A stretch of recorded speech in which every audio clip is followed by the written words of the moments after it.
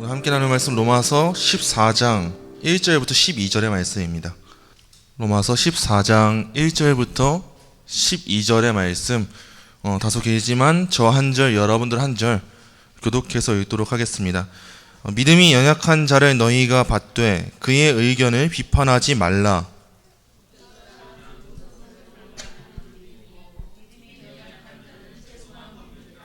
먹는 자는 먹지 않는 자를 업신여기지 말고 먹지 않는 자는 먹는 자를 비판하지 말라. 이는 하나님이 그를 받으셨습니다.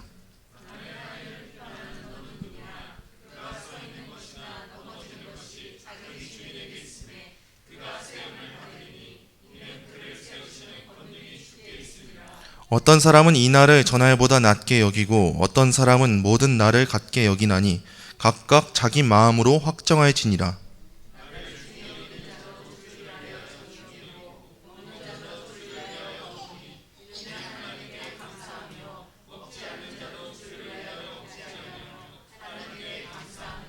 우리 중에 누구든지 자기를 위하여 사는 자가 없고 자기를 위하여 죽는 자도 없도다.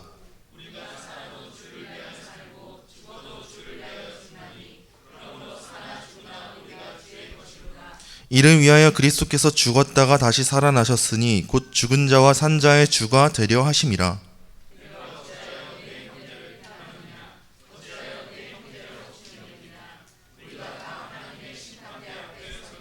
기록되었으되 주께서 이르시되 내가 살았노니 모든 무릎이 내게 꿇을 것이요 모든 혀가 하나님께 자백하리라 하였느니라.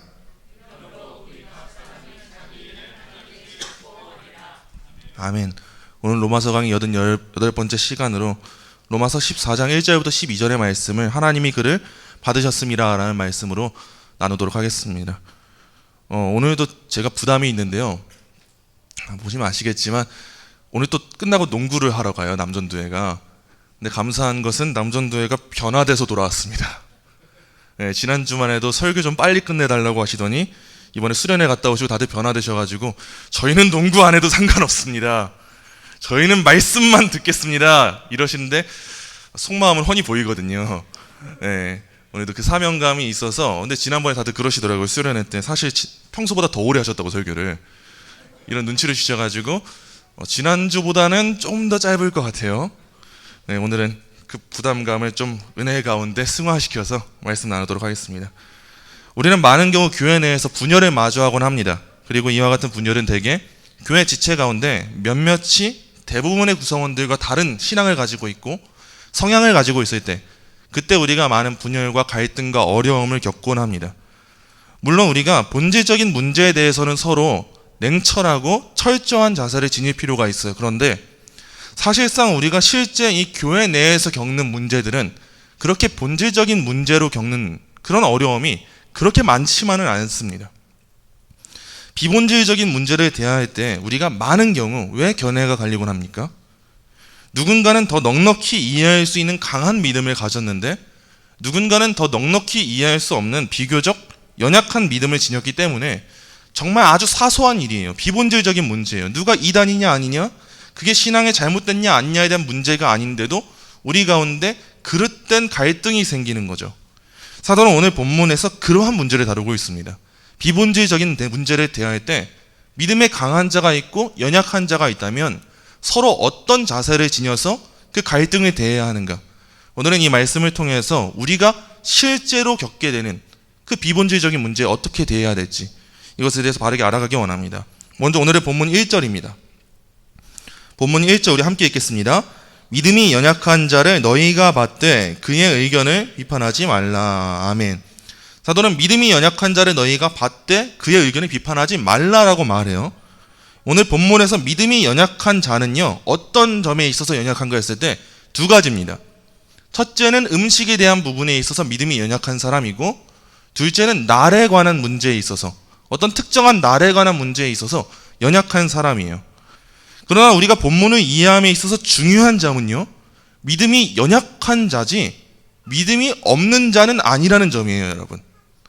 우리가 실제로 교회 내에서 많은 문제들을 마주할 때 대부분의 경우는 어떤 일이냐면 이 사람이 믿음이 없어서 생기는 일이 아닙니다. 우리는 다 잘 알고 있어요. 이 사람은 믿음이 있습니다.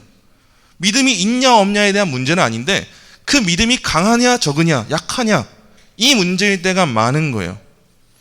신약 성경을 보면 오늘의 본문과 매우 비슷한 본문들이 여러 군데 있습니다. 예를 들면 고린도전서에도 있고 갈라디아서에도 있고 골로새서에도 있어요. 근데 특히나 이 날에 관한 문제를 다루는 것은 갈라디아서와 골로새서인데요. 갈라디아서와 골로새서에서는 오늘의 본문과 같은 바울이 쓴 건데도 느낌이 매우 다른 모습이 나타납니다. 오늘의 본문에선 바울이 매우 품어주고 관용하고 수용하는 입장이에요. 너희가 이해해라. 비판하지 마라. 업신여기지 마라. 그건 중요한 문제가 아니다. 이런 문제인데 비슷한 문제를 다루고 있는 다른 성경의 본문에선 바울이 매우 날이 선 모습을 보입니다. 갈라디아서 4장 10절부터 11절입니다.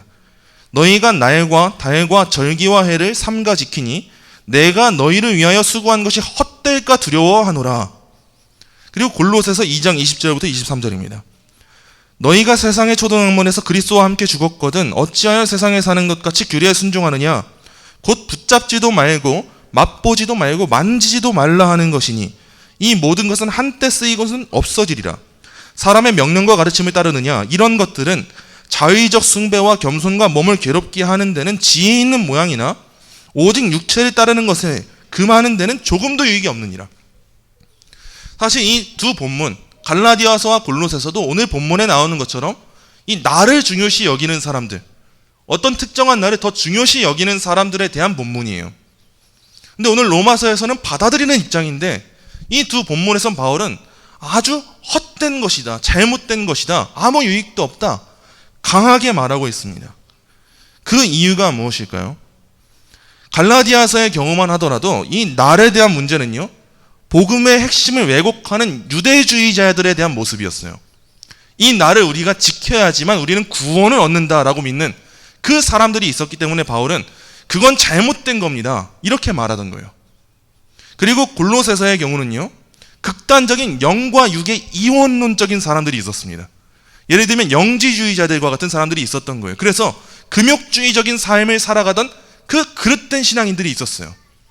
우리가 이렇게 금욕주의적인 신앙을 살아내야 우리는 구원을 받을 수 있다, 이렇게 믿는 사람들이 있어서 바울은 그 모든 일을 금하게 한 거예요. 여러분이 그렇게 금욕주의적인 자세로, 그래야 구원을 얻는다는 자세로 신앙을 한다면 그 신앙은 헛된 겁니다, 이렇게 말해주는 거예요. 그럼 우리가 이제 여기서 두 가지 특징을 볼 수 있죠. 갈라디아서와 골로새서에서의 바울의 자세는요, 구원론에 대한 문제를 다룰 때 나온 자세입니다. 그렇게 해서 구원 받냐 못 받냐에 대해서 사람들이 거짓된 믿음을 가지게 될 때, 그릇된 신앙을 가지게 될 때, 더 쉽게 말해서는 본질적인 문제에 있어서 왜곡이 있었을 때, 그때 바울은 그 누구보다도 차갑고 냉철해요. 여러분, 그런 신앙 헛된 신앙입니다. 멀어지십시오. 미혹되지 마십시오. 우리는 그렇게 나를 지키는 자들이 아닙니다, 이렇게 말한 거예요. 그런데 오늘의 본문 로마서에서는요, 그런 문제가 아닙니다. 같은 모습처럼 보일 수 있어요. 누구는 나를 더 중요시 여기고 누구는 나를 중요하게 여기지 않는데요. 누구는 어떤 특정한 나를 더 중요시 여긴다는 거예요. 근데 같은 문제 같지만 사실 로마서는 그렇지가 않습니다. 다른 본문들에서는 실제적인 믿음의 본질에 대한 문제였다면 오늘 로마서에서는 믿음의 본질이 아니라 믿음의 연약함에 대한 문제입니다. 결함과도 같은 문제예요. 아직은 기독교적인 자유에 대해서 더 열리지 않는 사람들이 로마 교회에 있었습니다. 비록 복음을 받아들였어요. 복음을 받아들여서 이젠 누려야 되는데 이 누리는 부분에 있어서는 아직은 자유하지 않은 연약한 믿음을 가졌던 사람들이 있었던 거예요. 사도는 그 사람들을 믿음이 연약한 자라고 말하면서 비교적 믿음이 강한 자들, 자유에 열려있는 자들에게 무엇을 요구하냐? 너희가 받되 그의 의견을 비판하지 말라라고 말한 거예요. 여기서 받는다는 거는요, 단순하게 이해해줘라, 넘어가줘라가 아닙니다. 환대해줘라 라는 의미입니다. 환영해줘라, 기뻐해줘라, 축하해줘라, 사랑해줘라 라는 거예요. 오늘날 우리들의 문제는 뭡니까? 비교적 믿음이 강한 사람들이 약한 사람들을 봤을 때 저 사람 왜 저러고 살아? 언제까지 그 신앙에 머물러 있을 거야? 그렇게 신앙생활하면 안 돼. 이렇게 말만 잘하는 사람들이 참 많아요. 근데 성경에서 믿음이 연약한 지체를 볼 때 그때 믿음이 강한 자들에게 요구하는 자세는 사실 받아주는 거예요. 심지어 환영해 주는 거예요. 그래, 잘했어. 그렇게 신앙생활을 하는 거지. 잘했어, 수고했어, 고생했어, 잘하고 있는 거야. 이렇게 해주는 자세가 우리한테 필요한 겁니다. 만약 우리가 믿음이 강한데 이 삶을 살지 못하잖아요. 그럼 그 사람은 비록 강하다 할지라도 그 강한 힘을 미련하게 쓰는 사람입니다. 우리는 그렇게 힘을 써서는 안 되는 거죠. 오늘 본문에서는 이제 이런 문제들에 대해서 나오고 있는데, 참된 신앙 안에 거하고자 하면서 비본질적인 문제를 가지고 있는 사람들, 그 사람들을 바라보는 믿음이 강한 사람들은 어떻게 그들을 바라봐야 될 것인가? 또 그 믿음이 약한 사람들은 쉽게 어떤 일에 빠지게 되냐면요, 믿음이 강한 사람들을 비판하게 됩니다. 당신은 자유주의자야, 극단적인 사람이야, 이렇게 이해하게 돼요. 그럼 이 사람들은 이제 믿음이 강한 사람들을 어떻게 봐야 할 것인가? 이 문제를 오늘의 본문에서 다루고 있는 겁니다. 이어지는 2절부터 3절 보겠습니다. 2절 3절 함께 읽습니다. 어떤 사람은 모든 것을 먹을 만한 믿음이 있고 믿음이 연약한 자는 채소만 먹느니라. 먹는 자는 먹지 않는 자를 업신여기지 말고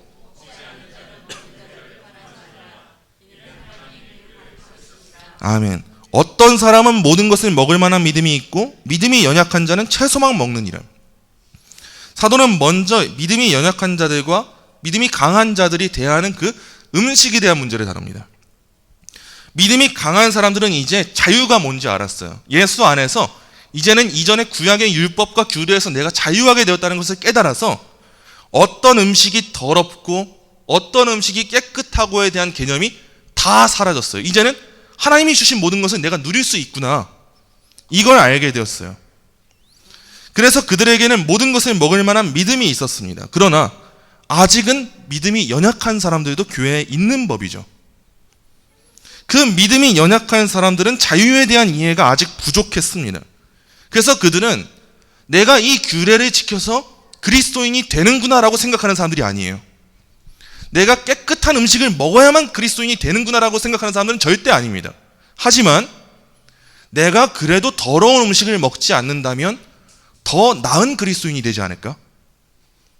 비록 내가 자유해졌다 할지라도, 믿음만 있으면 된다 할지라도 내가 이 규례를 지키면 더 좋은 그리스도인이 되는 거 아닐까? 이런 식의 생각을 갖고 있었던 사람들이 믿음이 연약한 사람들이었어요. 그래서 이 로마 교회 안에 있던 믿음이 연약한 자들은 스스로 채소만 먹기를 택한 겁니다. 그 고기, 부정한 고기를 먹지 않기로 택한 거예요. 그렇기 때문에 이들이 한 교회 안에 있을 때 서로 마주해야 될 두 가지 반응이 있었겠죠. 먹는 자는 먹지 않는 자를 업신여겼을 것이고, 먹지 않는 자는 먹는 자를 비판했을 거예요. 근데 중요한 점 뭡니까? 오늘의 본문에서는 이 둘 모두를 정죄하고 있습니다. 누가 잘했고 누가 못했다가 없어요. 먹는 자도 먹지 않는 자를 업신여긴다면 그게 죄라는 것이고, 먹지 않는 자도 먹는 자를 비판한다면 그게 똑같이 죄가 된다는 걸 말해주고 있습니다. 믿음이 강해서 모든 자유를 누릴 수 있어도 믿음이 연약해서 자유를 누리지 못하는 사람을 업신여긴다면 그게 똑같이 잘못한 거고, 믿음이 연약해서 먹지 않는 사람도 믿음이 강해서 먹는 사람을 보면서 저 사람은 왜 저렇게 살까라고 말한다면, 그렇게 비판한다면 똑같이 잘못했다는 거예요. 이러한 사람들에게 사도 바울이 상기시키는 아주 중요한 내용이 있습니다. 그 내용이 뭐냐면 하나님이 그를 받으셨음이라요. 이제 우리가 교회 안에서 여러 문제들을 마주할 겁니다. 우리가 교회 구성원으로 살아간다는 것은 교회 안에서의 갈등을 피할 수 없다는 의미이기도 해요. 비록 하나님의 나라는 완전하지만 이 땅 가운데 유형적으로 세워진 교회는 사람들이 있기 때문에, 아직 부족한 많은 죄인된 우리들이 있기 때문에 교회는 완전하지 않습니다. 우리 눈에 보이는 교회는 흔들려요. 그리고 싸움이 있고 다툼이 있고 분란이 있을 수 있어요. 우리 가족이 그렇잖아요. 가족이 어떻습니까? 참 사랑하는 공동체죠. 근데 그렇다고 해서 가족이 분란이 없던가요? 아픔이 없던가요? 그렇지 않아요. 그러나 그걸 겪으면서 함께 가족이 되어가죠. 이 땅에서의 성도들이 맡겨진 공동체인 교회가 그렇습니다. 교회 안에서 우리는 분란에 마주하게 될 거예요. 누군 믿음이 강하고 누군 연약하기 때문에 눈의 가시와 같은 일들을 마주하게 될 거예요. 근데 그때 우리가 이 문제를 대할 때 지녀야 될 제1의 원칙이 뭐냐? 하나님이 이 사람을 받으셨지. 이걸 우리가 먼저 기억하고 이 사람을 봐야 됩니다. 그때 우리가 하나님이 이 사람을 받으셨지라는 믿음이 있어야 그 사람을 업신여기지 않습니다. 내가 잘났구나라고 생각하지 않아요. 하나님이 이 사람을 받으셨지라고 생각해야 저 사람을 비판하지 않아요. 저 사람은 너무 방종하고 있어. 신앙의 자유만 누리고 있어. 엄숙하지 않아. 이런 생각을 하지 않을 수 있게 되는 겁니다. 그걸 먹는 사람이든 먹지 않는 사람이든 이해해야 하는, 받아주는 그 자세를 오늘 본문에서 요구하는 거예요. 우리가 기억해야 될 것은 이겁니다. 4절입니다. 남의 하인을 비판하는 너는 누구냐? 그가 서 있는 것이나 넘어지는 것이 자기 주인에게 있음에 그가 세움을 받으리니 이는 그를 세우시는 권능이 주께 있음이라. 그들을 받으신 분이 누구십니까? 예수 그리스도예요. 그리스도께서 받으셨다는 것은 본질적인 문제가 없다는 거예요, 여러분. 우리가 성도와 성도로 서로를 마주할 때 이 생각을 가지고 살아야 돼요. 하나님이 이 사람을 받으셨지. 예수님이 저 사람의 주인이 되시지. 예수님이 저 사람을 받으셨다는 것은 저 사람의 신앙에 있어서 본질적인 문제가 없다는 거지. 그럼 내가 나를 세우고 있으면 안 되겠구나. 나에게 요구하시는 다른 자세가 있겠구나. 이걸 이해할 수 있는 거예요, 우리가. 우리가 이와 같은 이해를 가질 때 함부로 누굴 업신여길 수 있겠습니까? 비판할 수 있겠습니까? 그럴 수 없는 겁니다. 이어지는 5절 6절 보시죠. 5절 6절 함께 읽습니다. 어떤 사람은 이날을 전날보다 낮게 여기고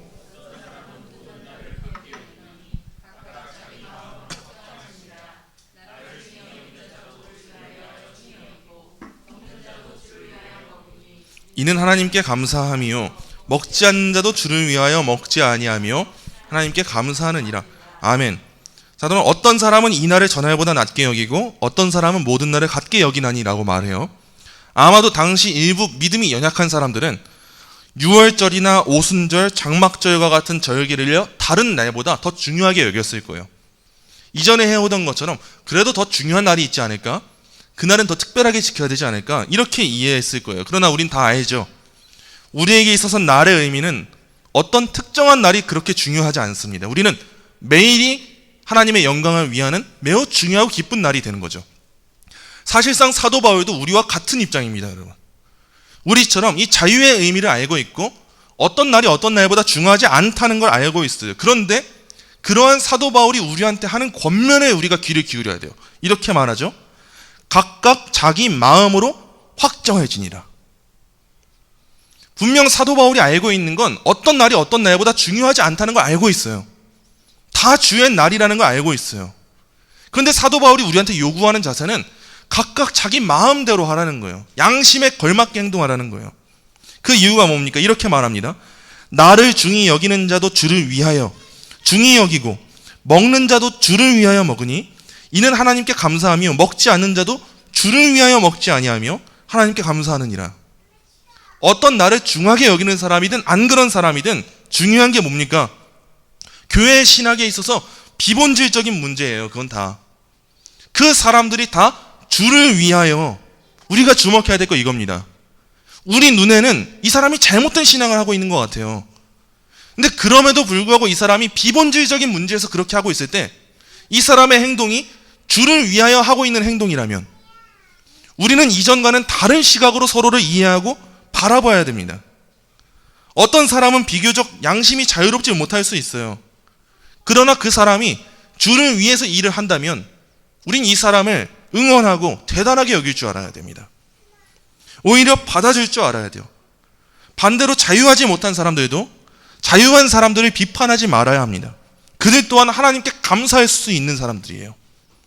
오히려 그 믿음의 성숙을 담기 위해서 힘쓸 줄 알아야 되는 거예요. 그래서 이제 우리가 교회를 바라볼 때, 우리가 공동체를 바라볼 때 늘 각 지체를 이와 같은 시각으로 바라볼 수 있어야 그때 우리가 성숙한 성도가 되는 겁니다. 나라에서 시민의식을 갖추는 것처럼, 국민성을 갖추는 것처럼 성도에겐 이와 같은 마음이 있어야 성도성을 갖추게 되는 거예요. 이어지는 7절부터 9절입니다. 우리 중엔 누구든지 자기를 위하여 사는 자가 없고 자기를 위하여 죽는 자도 없도다. 우리가 살아도 주를 위하여 살고 죽어도 주를 위하여 죽나니 그러므로 사나 죽으나 우리가 주의 것이로다. 이를 위하여 그리스도께서 죽었다가 다시 살아나셨으니 곧 죽은 자와 산 자의 주가 되려 하심이라. 아멘. 사도 바울이 지금 우리라고 말합니다. 이게 굉장히 중요해요, 여러분. 일부가 아니에요. 교회 공동체로 모인 모든 사람들, 믿음이 강한 자든 연약한 사람이든 교회로 모인 사람들 모두를 뭐라고 말하냐면 우리라고 말합니다. 그 우리가 된 사람들이 어떠냐라고 말할 때 누구든지 자기를 위하여 사는 자가 없고 자기를 위하여 죽는 자도 없다.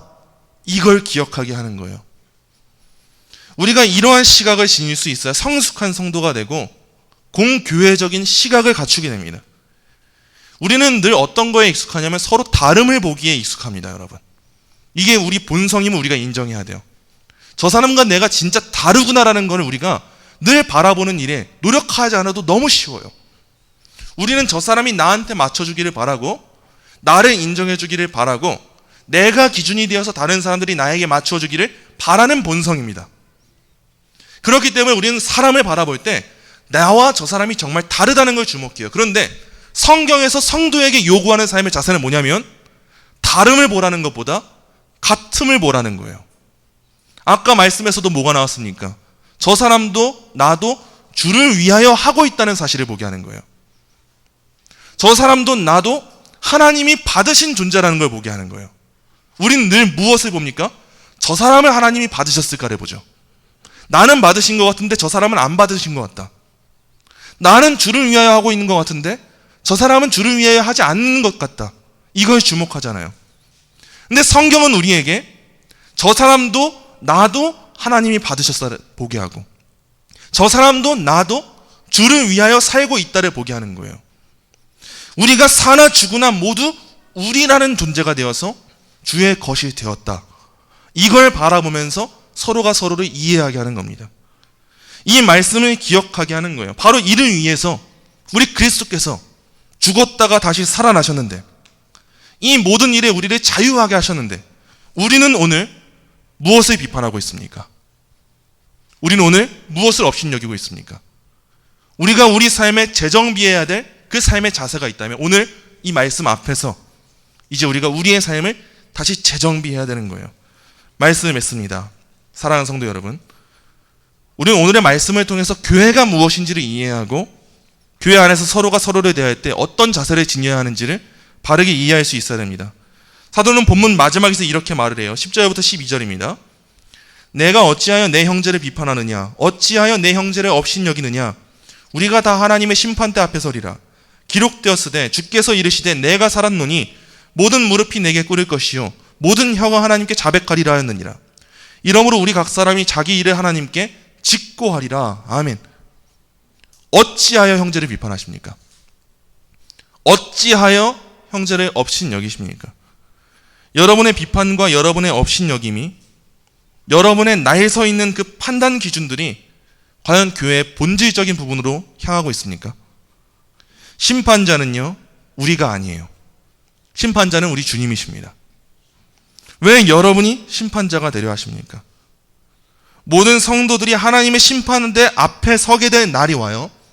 하나님 앞에서 믿음이 강한 사람이든 연약한 사람이든 하나님이 그들 각 개인의 삶을 판단하실 날이 옵니다. 우리 그 날을 생각하면서 우리가 스스로 판단자가 되려고 하는 그 모든 죄악들을 이제 내려놓고 그 영원한 날을 바라보면서 살아가야 되는 거예요. 우리 교회에 많은 분들이 찾아오시잖아요. 사실 저희도 몰랐는데 기독교 신앙 정보 같은 걸 공유하는 네이버 카페가 있더라고요. 거기에서 우리 교회를 추천하는 모르는 분들이 계셨어요. 그래서 그걸 보고 오시는 분들도 몇몇 계셨더라고요. 특히나 코로나 이후로 우리 교회가 유튜브에 설교를 업로드하다 보니까 많은 분들이 관심을 가지고 메일을 보내기도 하고 연락이 오기도 하고 그렇게 실제로 교회를 많이 찾아오세요. 대개 이렇게 교회를 찾아오시는 분들 중에 훌륭하신 분들이 실제로 많습니다. 특히 우리 교회 설교를 듣고 찾아오시는 분들은 대부분 특히나 그 신학에 열심히 많으시고 우리 장로교 전통 안에서 어떤 신학을 해야 될지 어떤 말씀 중심의 삶을 살아야 될지 관심이 많은 분들이 많습니다. 실제로 만났을 때 성품도 좋고 신앙도 훌륭하신 분들이 많아요. 그런데 간혹 신학적인 그 지식과 신앙의 열심을 가지고 교회를 찾아온 것 같은데 예배당 입구에 딱 들어서자마자 예배당 한 바퀴 쑥 둘러보면서 판단하고 감독관처럼 되는 분들도 많이 계셨어요. 근데 그것이 본질적인 문제에 해당하는 그런 지적이 있고 판단이 있었다면요, 그분들의 판단을 수용하고 당장 고쳐야죠. 그게 우리 교회가 추구하는 바입니다. 종교개혁의 정신은 개혁된 교회는 늘 다시 개혁된다는 거예요. 말씀적인 성경적인 교회를 계속 만들어 간다는 거예요. 우리가 만약 그런 부분들이 있었다면 고쳐야 되는데, 이런 분들이 오셨을 때 대부분 아주 유치한 그 비본질적인 부분이었어요. 대부분 여러분들은 이상하게 여기지도 않았던 일들이에요. 그런 분들이 많았습니다. 아주 쉽게 말하자면 우리 교회는 엘리베이터 타고 올라올 때 층을 누르는 버튼이 다른 엘리베이터와 반대로 돼 있죠. 저도 아직도 계속 헷갈립니다. 그리고 하도 이제 교회 오는 게 익숙하면 집에 갈 때 반대로 눌러요. 이게 아직도 몸에 익숙해가지고 잘 안 돼요. 근데 이런 부분들이 우리 교회를 참된 교회냐 거짓된 교회냐라고 하는 판단 기준이 됩니까, 여러분? 그건 중요하지 않아요. 그건 비본질입니다. 예를 들면 저는 정장을 입을 때 꼭 넥타이핀을 해요. 전 나름의 이유가 있어요. 저는 설교할 때 뭐가 흔들리고 거추장스러운 게 너무 싫습니다. 그래서 하는데 유튜브를 보고 우리 교회 찾아오신 분들은 젊은 전도사님이 왜 저런 화려한 걸 하고 있냐. 사실 여러분들은 하는지도 몰랐잖아요. 그럼 저 안에 수많은 고민들이 있는 거예요. 이거 빼야 되나? 근데 아직은 빼지 않기로 했습니다. 나중에 뺄지도 몰라요. 이런 부분들이 사실상 교회 공동체 내에는 너무 많고, 여러분들은 아니신데 사실 찾아오시는 분들 중에 이런 분들이 굉장히 많아요. 정 불편하면 엘리베이터 버튼 위치 바꿔야죠. 바꾸면 되는 거죠. 그런데 안 바꿔도 상심할 문제는 아니라는 거예요. 그렇게 중요하지 않다는 거예요. 아주 우스갯소리 같지만 실제적으로 성도분들의 많은 분쟁과 그 다툼과 갈등의 이유들을 들어볼 때 진짜 신앙의 열심으로 본질적인 문제로 종교개혁자들이 그랬던 것처럼 성경 앞에 나를 세우면서 싸우고 투쟁하는 분들이 몇이나 될까 했을 때 사실상 우리 교회 안에서는 그런 일들은 그렇게 많지 않습니다. 오늘날에도 많은 교회들은 교회력을 따라서 절기를 지키냐 지키지 않느냐 많은 사람들이 논쟁하고 있어요. 대표적으로 크리스마스를 지키냐 마냐, 성탄절은 어디서 온 절기인데 이러면서 지키냐 마냐에 대한 논쟁이 있고, 추수감사절은 또 어떤 절기인데, 이런 것들이 아직도 많이 있어요. 그러나 우리는요, 서로를 비판하지 않고 업신여기지 않는 자세를 지닐 줄 알아야 돼요. 절기를 지키는 교회도 요즘에 본질적인 이유로 절기를 지키는 교회 없습니다, 여러분. 그걸 지켜야 구원받아서 지키는 교회가 없어요. 어디 있습니까? 큰일 날 소리죠. 교회의 양심과 판단의 자유를 따라서 교육적인 목적에 따라서 유익이 있어서 그 절기를 기념하고 지키는 그런 의미인 거지, 그날이 더 대단한 날이라고요? 그런 교회 사실 없습니다, 여러분. 그런 교회들 모두 다 주를 위해서 하는 거예요. 교회를 세우는 일에 있어서 유익함이 있기 때문에 그런 선택을 한 거예요. 그렇다면 그 교회들은요, 각자 알아서 하는 교회들은 하고 많은 교회들은 말면 되는 거예요. 예배 때 찬송가의 문제나 악기의 문제도 그렇습니다. 저는 지나치게 어떤 특정한 찬송만 참된 찬송이라고 주장하는 사람들 정말 이런 마음 가져서 안 되는데 혐오합니다. 아직 제 성화되지 않은 부분이에요. 특히 이 개혁주의권 내에 이런 교회 너무 많아요. 어떤 사람들은 시편 찬송만 찬송이다, 어떤 사람들은 이 찬송만 찬송이다, 복음성가 그 사탄의 음악이다, 이런 분들 참 많아요. 근데 이건 사실 그렇게 본질적인 문제가 아니에요. 성경 어디에 시편 찬송만 해라, 현대 찬송만 해라, 복음성가만 해라, 이런 이야기가 없단 말이에요. 이런 게 비본질적인 문제인데 교회에 와서 왜 이 교회는 이런 찬송하고 있습니까? 왜 아직도 이런 고백하고 있습니까? 이거 할 시간이 어디 있습니까?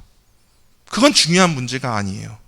이런 문제는 다 교회와 교단의 신학적 방향을 따라서 각각 양심을 따라서 자유롭게 하면 되는 부분이에요. 물론 이런 문제들을 고민하고 연구하는 일이 중요하지 않다는 말이 아닙니다. 이 문제를 대하는 태도에 관한 문제를 말하는 거예요. 오늘의 본문은 사도는 매우 수용적이고 관용을 베푸는 태도를 요구하고 있어요. 그게 비본질적인 문제라면요, 우리는 이제 그러한 자세를 가질 수 있어야 돼요. 사실 본질적인 문제 우리 삶에 거의 없습니다. 90% 없어요. 그 10%의 문제를 대할 때 이제 우리는 오늘 사도 바울이 보인 이 모습을 보일 수 있어야 합니다. 우리 서로 간에 문제가 생긴다면, 그게 비본질적인 영역에 속한 문제라면, 믿음이 강한 분들이 있다면요, 업신여기지 않도록 힘쓰셔야 합니다. 믿음이 약한 분들이 있으시다면 비판하지 않기 위해서 힘쓰셔야 됩니다. 그 이유가 뭡니까? 그 사람이 주를 위하여 하고 있다는 걸 알아야 되는 거예요. 이제 우리가 되었다는 것을 알아야 되고, 사나 죽으나 주의 것이라는 것을 알아야 되고, 하나님이 이 사람을 받으셨구나라는 그 교회론이 우리에게 있어야 되는 겁니다. 이제 그 시각으로 우리가 살아가고 교회를 이루어야 됩니다. 그러므로 모든 일을 주를 위하여 하기 위해 힘쓰십시오. 우리가 그런 자들로 모였습니다. 그리고 최종적으로 우리가 우리로서 해야 할 일들, 비본질적인 문제가 아니라 본질적인 거에 주목하면서 그 일을 성실하게 하게 되시는 저와 여러분 되시기를 간절히 소망합니다.